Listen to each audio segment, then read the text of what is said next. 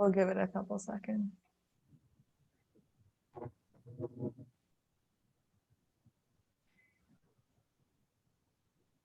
Okay, I guess we can get started. Hi, everyone. I'm Soumiya, and I'll be moderating this panel today. I'm so excited to be here. I'll give you a quick spiel of who I am, and I'll let Jada and Sophie introduce themselves. As you guys know, like you'll be able to find our bios, and if you need anything, definitely shoot me a message. But as mentioned, I'm Soumiya. I'm 17, so this is my first year in university. And the past couple of years, I spent most of my time in Neurotech, just because there's so much interesting potential in terms of addressing issues with physical disability, mental disability, and that's kind of the ultimate goal, figuring out how we can map the human connectome and figure out, like, interface with all these emerging technologies to create a more inclusive world. So with that, I'll pass it over to Sophie to just introduce herself. Awesome. Thank you so much, Soumya. Hi, everyone. My name is Sophie, and I love to describe myself as a unifier. I feel like I was put on this earth to bring people together across differences, and I do this every day through my platform, The Conversationalist. We're a global, nonpartisan educational platform empowering Gen Z to break out of their echo chambers, which I know we're going to talk about a lot today. So I'm so grateful to be here, and I'll pass the mic over to Jada. Hi, so my name is Jada Murray. I'm also 17 like Soumiya, except I'm still in high school. I'm a senior. And I love to do stuff that relates to game design, game development, and adding in different things from the arts and talking about mental health. So those are the things I like to cover. I've done a little bit of work in AI, so that's also one of the reasons why I'm excited to be able to be on this panel and discuss it with all of these panelists here with me. So, all right, get started.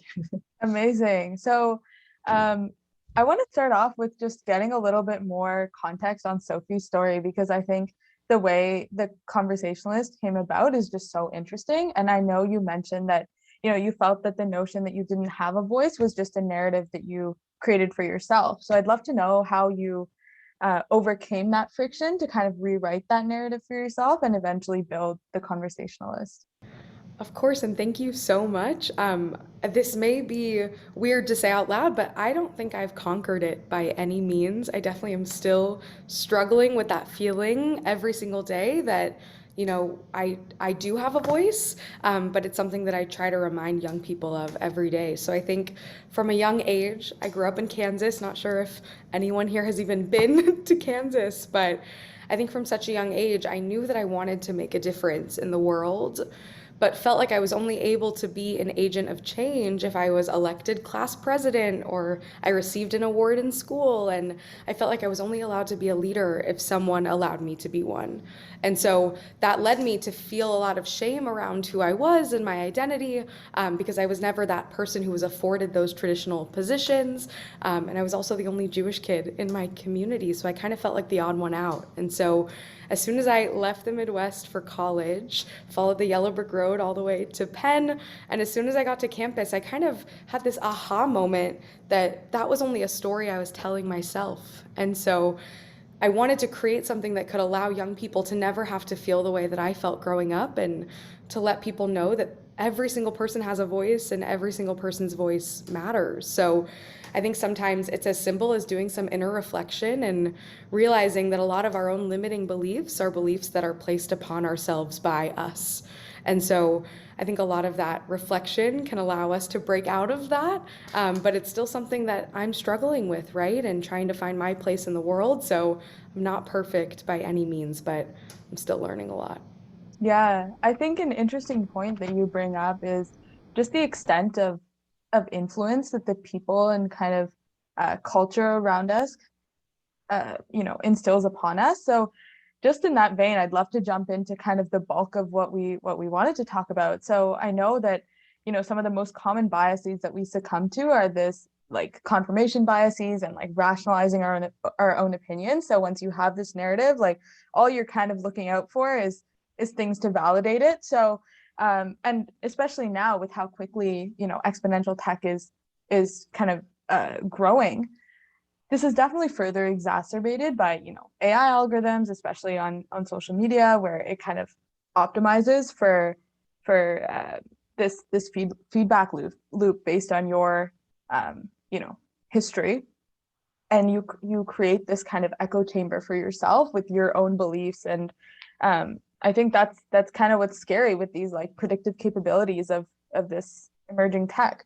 So I'd love to hear from both of you about why you think, first of all, why it's important to intentionally break out of this echo chamber. Yeah, let's start there. Jada, want to start us off? Sure. So, well, for one thing, I want to recognize the fact that there are a lot of reasons for why people don't choose to break out of their echo chambers. And usually they come down to two things, which is comfort or fear of the unknown, or it could just be like, oh, I just don't know what's out there. And there's no way to abruptly force somebody out of their echo chamber, at least not within how it works with social media. You can't really do that. You have to make the conscious decision to be able to be able to make that choice, to be able to be like, you know what, I want to add some other things into the voices and personalized feeds and sources of information. But when it comes to the algorithms themselves, usually you can be influenced by those types of personalized feeds and sources of information. So if those change, then you'll be influenced by some other things. But one of the reasons why people should make the choice to include other voices inside of their circle of influence is because it gets rid of the binary of you're right and I'm right, or you're wrong and I'm right, all of those different things that would come into play. And I have a quote here from David Robert Grimes, and he says, "The echo chamber may be comforting, but ultimately it locks us into the perpetual tribalism and does the tangible damage to our understanding." And that is to say that the existence of the echo chamber is taken to limit our freedom to learn and tolerate differences of opinion. But again, somebody has to have the desire and willingness to be able to explore out of their spaces. I love that, Jada. I was typing down that quote as you were speaking. I've never heard that, but it captures my sentiment as well. I think I've been living my life through this quote that I wear on a ring on my finger every day, which says, "The moment when you realize that the rest of the world doesn't think like you, that's when you grow." And I think it's a realization that oftentimes different people come around to at different stages of their lives.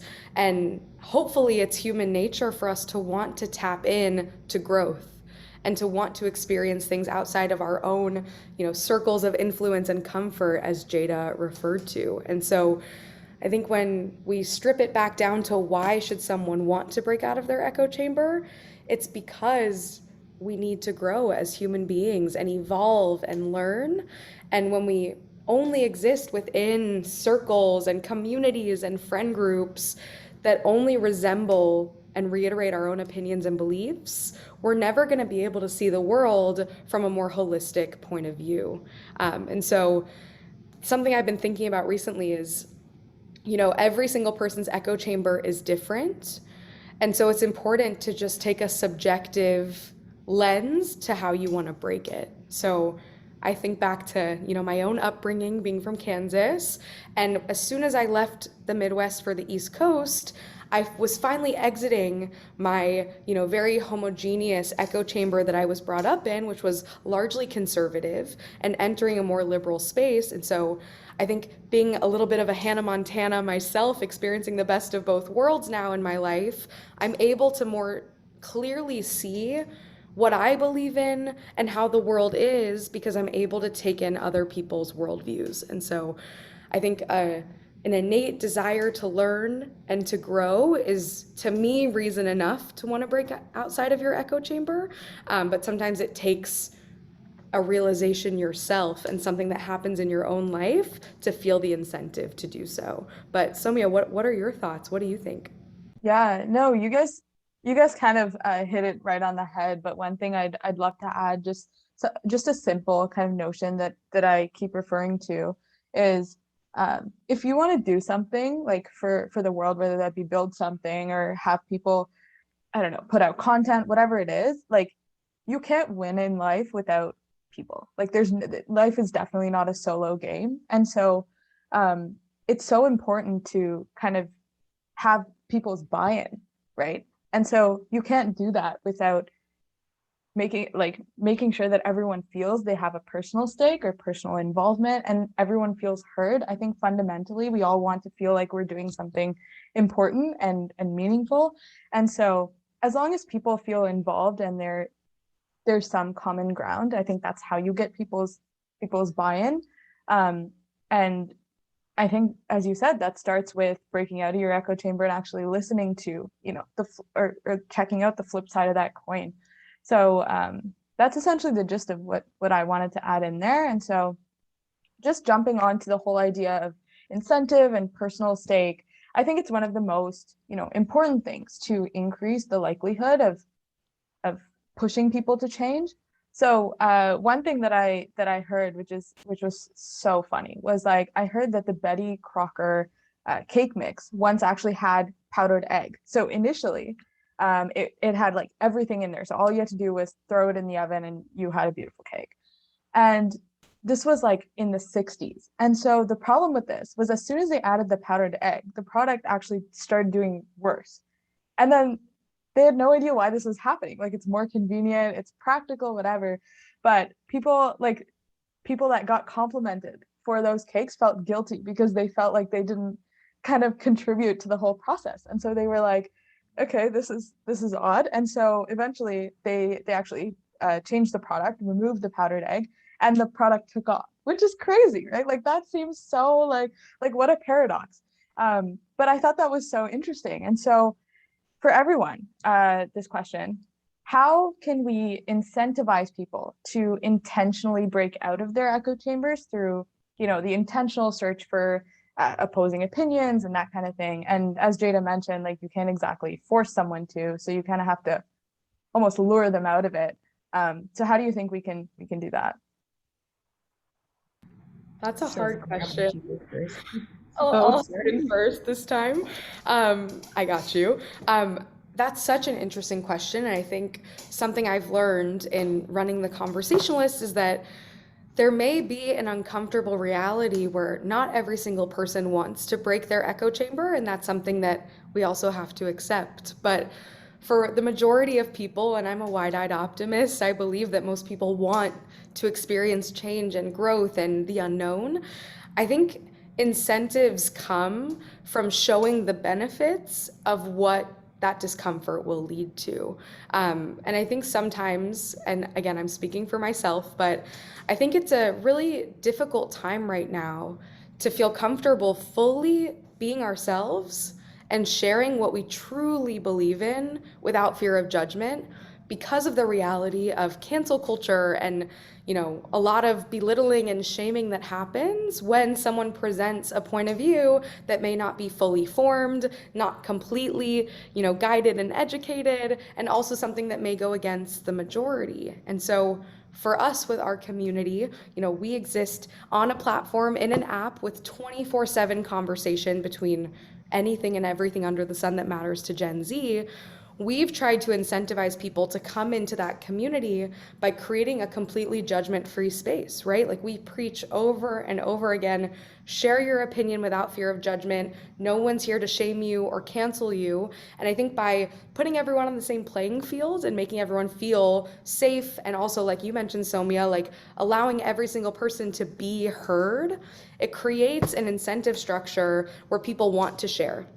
And I think there are a lot of actors out there right now that are preventing us from wanting to truly share our innermost thoughts and our inner ramblings. And so I think incentives, nowadays comes along with the environments that we're creating for people to truly be able to share.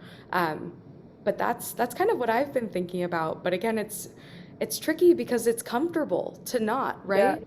Yeah. Like, we don't want to disrupt people's comfort zones. There's actual research and ideology in communication theory called birds of a feather that shows that, from the earliest of times, we've been surrounding ourselves with people who look like us and think like us. So why would we want to disrupt that? And so I think if we can show the benefits about how you'll be a more informed individual, you'll be more educated, you'll be able to have more empathy for other people's experiences, connect, build relationships with people outside of your own spheres.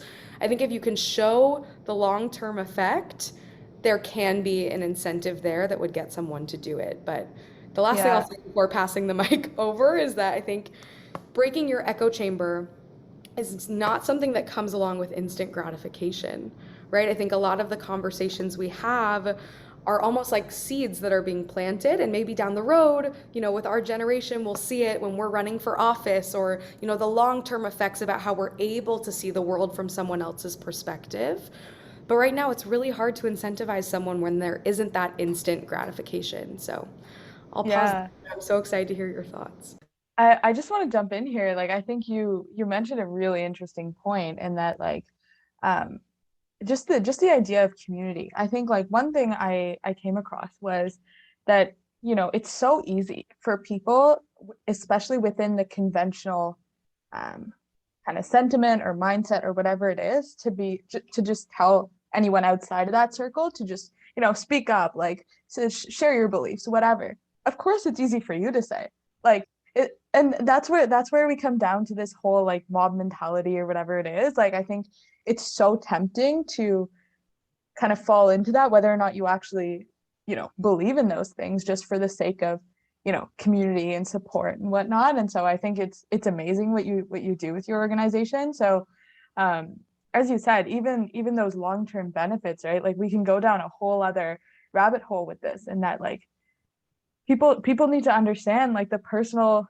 benefits when it comes to, like, showing empathy and whatever it is in terms of their, personal goals and whatnot. So yeah, that's a very interesting point. I'd love to get your thoughts, Jada.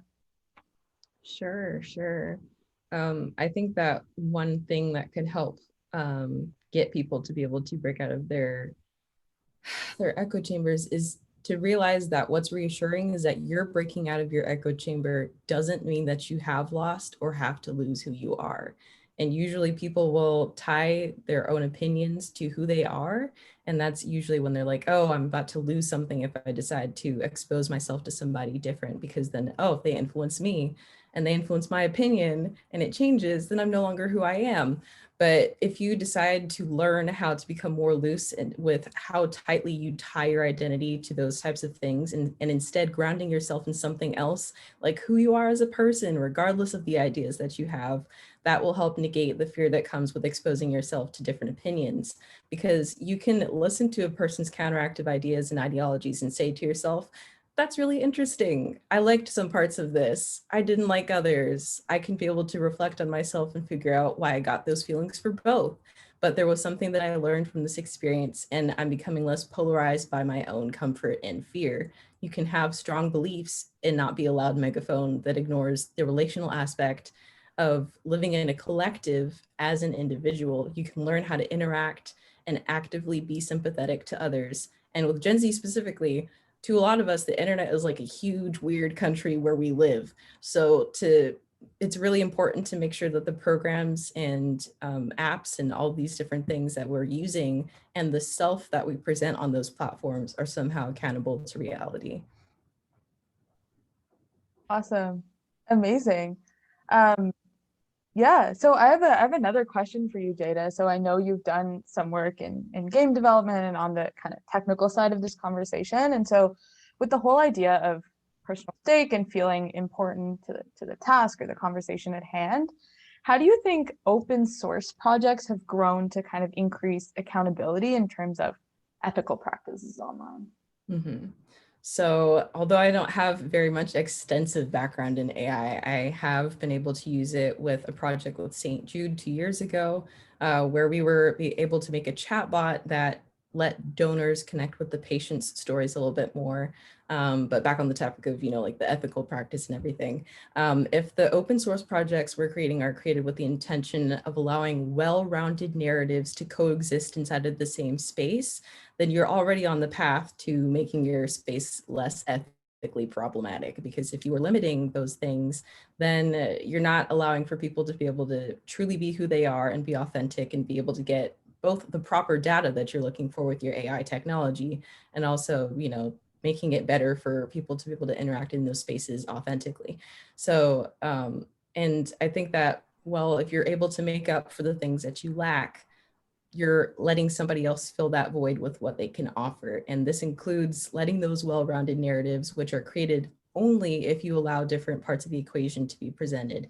And in the case of AI, it's used for collecting information, generating information, and many other things as it pertains to information technology. So if you have all this data coming your way, you can utilize the data you've collected to be able to fill in the things that you're lacking inside of the coding.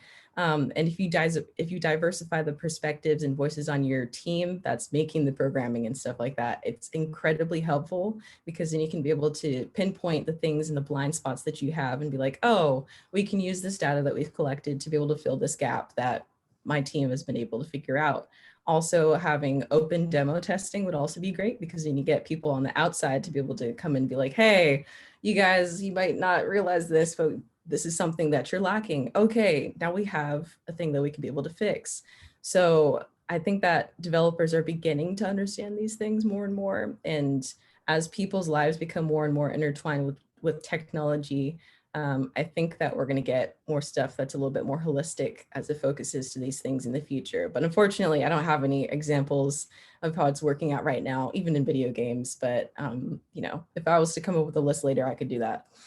Yeah, no, this is awesome, and it's actually what I wanted to jump to, in that you know, knowing how to leverage that data and fill in those gaps takes quite a bit of understanding in terms of the back end and kind of the ins and outs of how your systems work, and like what the potential is, like where things could go wrong. I think it's really important to do those like pre-mortem reflections, because if you show up and then there's like, obviously there's going to be that, you know, unexpected consequences of innovation, but I mean, we want to prevent as much as we can. So I think we touched on this before, but I think there's a lot of fear associated with that lack of understanding when it comes to, you know, the back end, whether that be for founders that don't have a technical background, or anyone online for that matter.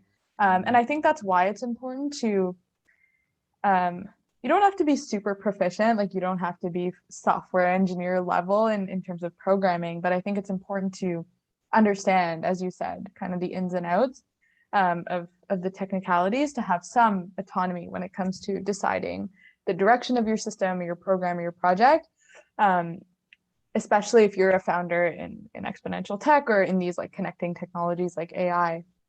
So from there, because there are, you know, disparities across the globe in terms of accessibility to programming, just education around tech, I know it's changing, but there's usually, as you said, a specific kind of group of people that builds and trains these algorithms.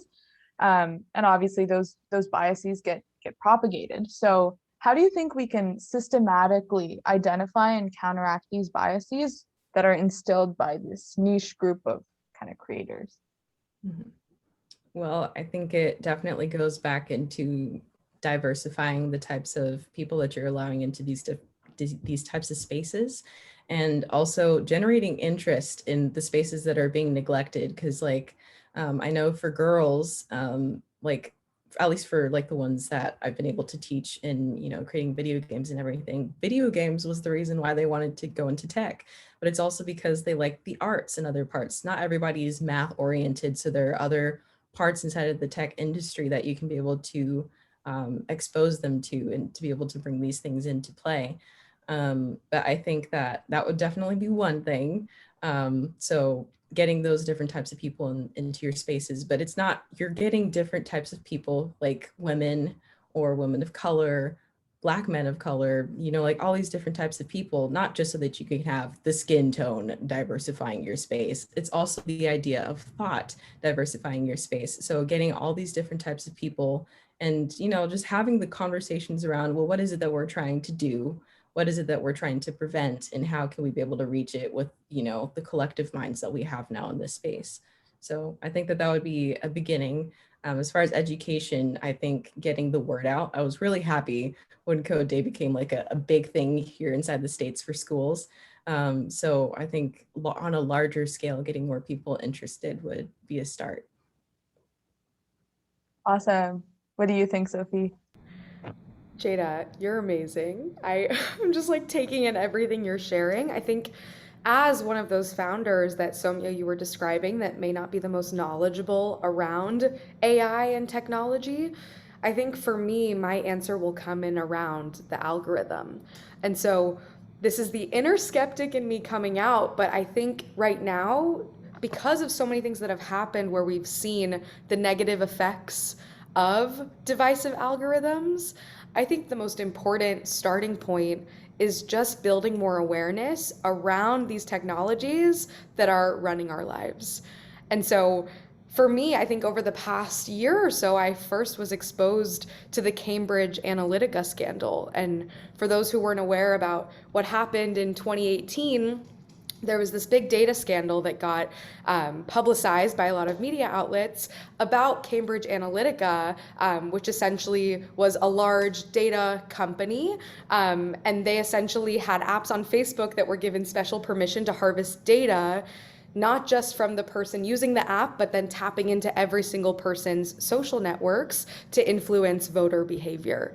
And it took it to a scary degree. You know, Cambridge Analytica took the data, identified target voter groups, and then designed target messaging in order to influence people's opinions based on how we consume information, what our activities were, the statuses we were posting on platforms like Facebook, and so on and so forth. And it essentially became a full-on propaganda machine. And so for someone who was naive and just consuming a lot of these, platforms that had these algorithms just for the sake of connecting and having conversations, I think maybe one of the most important areas to start with that education is being able to disseminate the realities about these algorithms and what they actually do to influence our day-to-day lives, and put it into terms that the everyday person can understand, because someone like me wouldn't necessarily know all of the technicalities behind it. And so I think that, to me, is a great place to start in order to achieve some type of equity around our behaviors with technology and algorithms. So that may not be the perfect answer, but that's where I would say to start, in order to start reclaiming our own time and space and environments online. So that's kind of where my head is at the moment. But Soumya, what about you? Yeah, no, that's awesome. And one thing that I just want to piggyback off of is I think, like, personally, like in terms of personal development, like one thing that I was thinking about is, like, sometimes I struggle to kind of figure out who and who not to listen to, especially in different, points in my life. And it becomes especially difficult when you're getting advice from someone that you respect. And then their kind of standpoint or their advice for you conflicts with a decision that you made. And this is not like a decision that you just kind of made off the cuff, right? It's something that you definitely thought through. And then the emotional response is, okay, maybe I'm wrong, like immediately, right? Like there's kind of a disparity between your emotion and your logic. And so as you said, like when it comes to like understanding like how these predictive algorithms are kind of messing with us in terms of kind of leveraging the way we consume information, our behavioral patterns online. One thing I'd love to know is, like, what are the most negative and like transformational influences the digital world has? And so I think it's, as I said, it's important to figure out who and who not to listen to. And so how do you think we can bridge this gap between your logical understanding of, like, okay, this is the ideal solution, or like this is the ideal kind of path, and then your emotional response where it's like, I kind of want to fit in with this group, or like maybe I'll just, like, it takes quite a bit of energy to kind of think critically about, like, okay, what are my biases, like what's actually influencing my thinking right now, whatever. So yeah, we'll start there. How do you think we can kind of bridge this disparity between our emotional responses and our logical responses? It's a big question. Jada, do you want to start us off? Sure. So, oh boy. I think that for me, a couple of guiding principles, or having guiding principles even to begin with, in how you're deciphering the information could be helpful.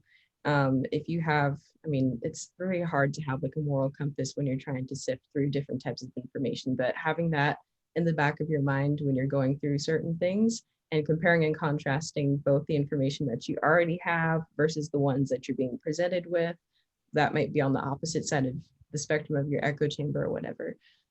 So having that would be one thing. honestly, it's just complicated. There's too much. I definitely agree. I think this question is something for us to all reflect on. And I think for me, my lens to this question is community. And I think the best way to kind of determine, your emotional response versus your logical response is to immerse yourself into different types of environments or, new echo chambers or anti-echo chamber communities where you can expose yourself to different people, different walks of life, perspectives, lived experiences, ideologies outside of your own. And I think the more information you can take in that is maybe from a place that you haven't considered before, you may be able to see the forest from the trees and be better able to determine what is emotional versus logical. But it's not easy. I mean, we're humans. We're influenced by, our environments and the people around us. And like you said, Soumya, like there are a lot of negative effects that these platforms have on us, and the data shows. I mean, I come from a Gen Z perspective, right? And I think there's some crazy statistic that like Gen Z really is the generation most likely to struggle with isolation and mental health issues. But conversely, we're also the generation that's, the most likely to be vocal about those mental health concerns. So I think it's, in a way, like calling these platforms for what they are, right? Because I think we're all kind of opening our eyes to them and then finding ways to connect with others to better influence our opinions. But yeah, Soumya, what do you think? It's a really tough Yeah. question. Yeah, no, for sure. And this is something I'm like still kind of contemplating to this day. But um I think one thing is like you said, it's important to acknowledge that there are other perspectives and narratives and whatnot. But I think it's very important to figure out like the extent of alignment between kind of their thinking process, their background, whatever, and your kind of end goal. And this is where we kind of teeter between, are we kind of leaning towards confirmation bias or staying focused, right? Like, and that gets a little bit complicated, but um yeah, I think like it's important to figure out like whether, obviously hearing them is step one, and number two is like, are they actually contributing, valuable data points to kind of the direction that I want to go in rather than in the opposite direction. So I think that's kind of what I've been thinking, and I often have to sit down and I just I've been like I've been given the incredible advice that like sometimes you just need to sit down and kind of wallow in that emotion to kind of overcome it, right? And so I think sometimes I just experience the reaction that I have to remind myself, like in retrospect, that like, okay, there's a little bit of a disparity, obviously, between kind of my thinking pattern, the niche that I want to go down, and whatever experiences that someone else has had. So sure, they might be well intentioned in terms of like giving me the advice, and it's important to hear them out and consider kind of which nuggets are valuable to me. But yeah, like you said, it's very borderline. It's hard to kind of figure that out. Yeah, and so I think we have some questions coming in from the chat. Let's see. Okay, so a lot of these actually have to do with emojis and their kind of role in communication and how we express ourselves. So the first thing is, what do you think about the future of emojis in Web 3.0? What can happen? What will be the next big way to express ourselves in the metaverse, in augmented reality, etc.? I think from a programming perspective, and then also just because I try and use emojis to be able to give off the effect of how I would conversate in real life. So usually if people are not very emotive inside of the way that they communicate both inside of text, because though people may say that they have a text voice, is how we say it nowadays, it doesn't always translate through how they might communicate in real life. So I think that it might become a little bit more animated, which I've seen inside of Facebook Messenger and sometimes inside of Instagram as well, how you can actually pinpoint the emotion of what you're trying to give off through animated emojis versus just, the standalones.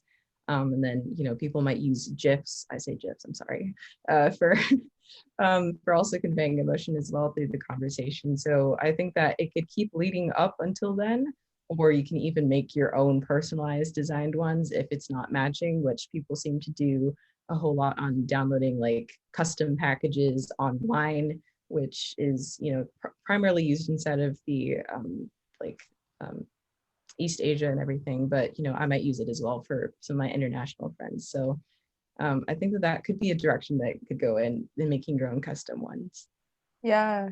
No, this is interesting because on the flip side, like how I think about this is I think fundamentally we're all pretty lazy. And I think like I try to, you know, put in minimal effort when it comes to like texting and online communication and whatnot. And I think that's the direction that this might go in terms of I also I'm looking at this from a neurotech lens, and that eventually like I hope that we'll just be able to, you know, wirelessly and just with it, the inaction of our brain waves, just like open up our phone, like send a quick message or whatever it is, right? Like I think there's a lot of advancements in terms of fMRI translations of like, you know, thoughts to words, like words to images, whatever. And so I think like that's where I see this coming in terms of reducing the friction that we see when it comes to online communication and whatnot. Obviously, like you said, there's the convenience and the opportunity to connect with all these people, but I think obviously there will be the kind of barrier to entry in terms of accessibility, like you said, with you know all these international hubs. But that's the direction that I see this going. But it could also just be me being like very very lazy about this. But yeah, those are my thoughts. I definitely see it going both ways. It's interesting, Jada, that you mentioned like the more lively, more animated emoji type interactions as being the future. That's definitely how I see it. Um, I even just see it now as people kind of gravitate more towards memojis, you know, on, you know, Apple iOS, where you can really animate who you are and your persona as the next phase. And I don't know if you both have seen that film Ready Player One, but I feel like that's kind of where we're headed, where now that we've been able to coexist online for so long, that I think our lives online might even trend towards replacing our lives IRL.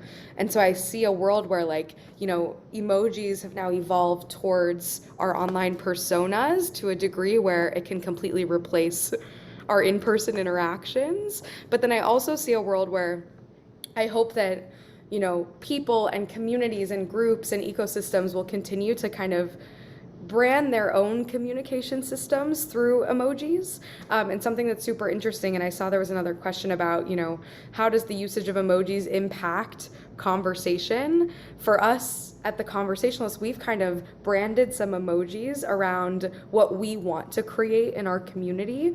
So for example, anytime someone shares an opinion, we have a culture in our community that you react to that message with an ear emoji. And we've created this whole ecosystem within our own community where instead of just giving someone a thumbs up like you would on any other messaging system or platform, we're giving someone an ear to signify, I hear you, I'm listening, I may not agree with you, but gotcha. And so I think it's interesting also observing how people kind of just for, you know, better or for worse, just embrace emojis or other types of iconography just to convey other types of subtext and other types of messaging. But it's super interesting. Yeah, yeah, for sure. I think you brought up an interesting point with the thumbs up, in that I think there's a certain threshold to which like some of these, you know, emojis and whatever icons will be useful. After a certain point, I think we become desensitized actually pretty quickly to kind of the meaning or the intention behind a lot of these things. Like nowadays it's almost like mindless to like double tap, like it, thumbs up, whatever it is. um so I'm not sure like how effective in terms of communicating a sentiment these emojis will be after a certain point in time. I think, like you said, it's still in its relatively nascent stages, especially like with Web 3.0. But I think eventually we'll have to. There's a constant kind of chase. I think we're always going to be left wanting more. So I think for a certain time frame, it will be effective, and you know things will get more and more convoluted. We'll have interesting emojis, whatever, and then after that, I think we will see a drop off. Awesome. Jada, do you have anything else to add before I kind of jump to the next question? I don't think so. Though after she brought that up about the, the reacting to different messages, I thought of Discord, especially if you have different servers and everything, then usually they'll make custom stickers or custom reactions that you can be able to make that signify whatever branding that that server is wanting to communicate. So I thought that was very interesting. So within the vein of making customized things so that you can convey whatever message is personal to you, I think that that could still be staying. But like you're saying, with the new different types of tech that are coming around with improving the different types of communication, it's gonna change eventually. So yeah.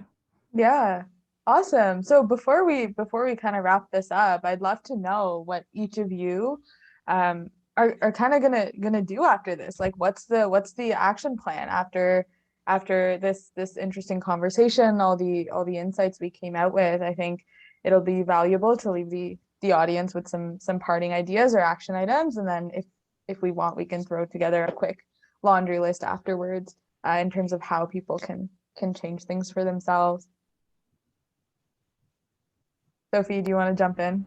I'd love to. So I was definitely just so inspired by both of you today, and I think in general, I personally am taking some of your individual insights.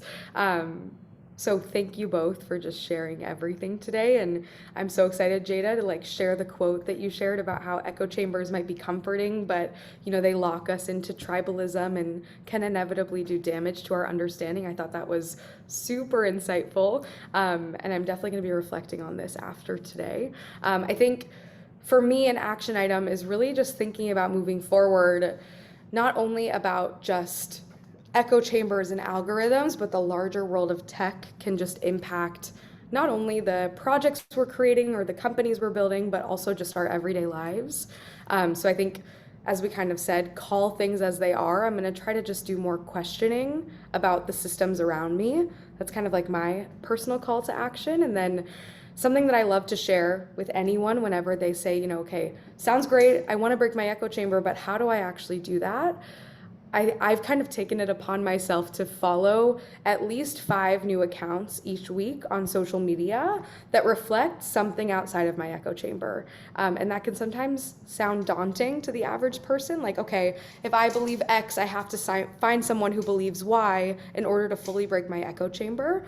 But I think it's important to realize that at the end of the day, as long as you can find someone else who has a different lived experience outside of your own, those are the types of people we should be learning from and growing from. And so, Jada, like you mentioned earlier about the binary, I would just encourage anyone to immerse yourself in the idea that there can be multiple truths to every situation. It's not just left, right, black, white, red, blue, but there are so many different facets to our lived experiences. And so the more that we can just create those environments for ourselves, we'll be able to take our lives back. So follow new people on social media, call these platforms as they are, and open up your eyes to inform yourself and the others around you, and continue to learn. There's so much to learn, so never stop learning. Awesome. I'd love to hear from you, Jada. Sure. So I think for me, a couple of things that I'm going to do is probably pace myself or create like a plan of action for my personal self and how I'm wanting to be able, the end goal of where I'm wanting to be in breaking out of whatever echo chambers I'm a part of. Especially if you're in a fandom, if you're, like a nerd like me, then there's definitely certain types of aspects within those spaces that can get a little bit polarized. So, exposing yourself to different parts of those different spaces that you're inside. Or one thing that I found helpful for me is finding a person who's kind of like a middleman in between any of these different spaces or opinions that you may have. And they're a little bit more balanced with presenting their own ideologies. So they can be a starting point for you if you don't want to go to the extreme blaring spaces where they're just like, so finding a middleman can also be very helpful before you decide to, take the full-fledged and listening to, a stronger set opinion from somebody. So that would be one thing. And then another, I think because I'm trying to take more time off of technology, you can find other ways to be able to, tap into different spaces by reading different types of books, by, finding different YouTube channels, finding different, like whatever it is that you're trying to supplement into the space of social media or something else that you're utilizing, you can still be able to break out of whatever echo chambers you're part of. And if your echo chamber is your family, then, going out of your way to meet other people outside of your family circle could definitely be helpful. Sure. Yeah, and the one thing that I'd like to add here is I think one thing that Sophie mentioned like really spoke to me, and that sometimes people don't want to break out of their echo chamber. Like I think like sometimes I guess ignorance can be bliss, right? So I think it's important to recognize that sometimes like when we are triggered or feel that kind of resistance or friction with someone, it's usually because they aren't behaving the way we're expecting them to, or there's like a misalignment in terms of how you see the correct way or success or whatever it is, and there's obviously a disjuncture there. So I think just accepting that and kind of making peace with that is going to be kind of a long-term journey for me. And I think I'm excited about it because it shouldn't create, unnecessary friction in my life, but I think it's important to be aware of. So I think that's a good note to conclude this on. I think this is a really, really interesting conversation. And so I hope people can kind of leave this conversation with some useful nuggets and ways they can apply these insights in their life.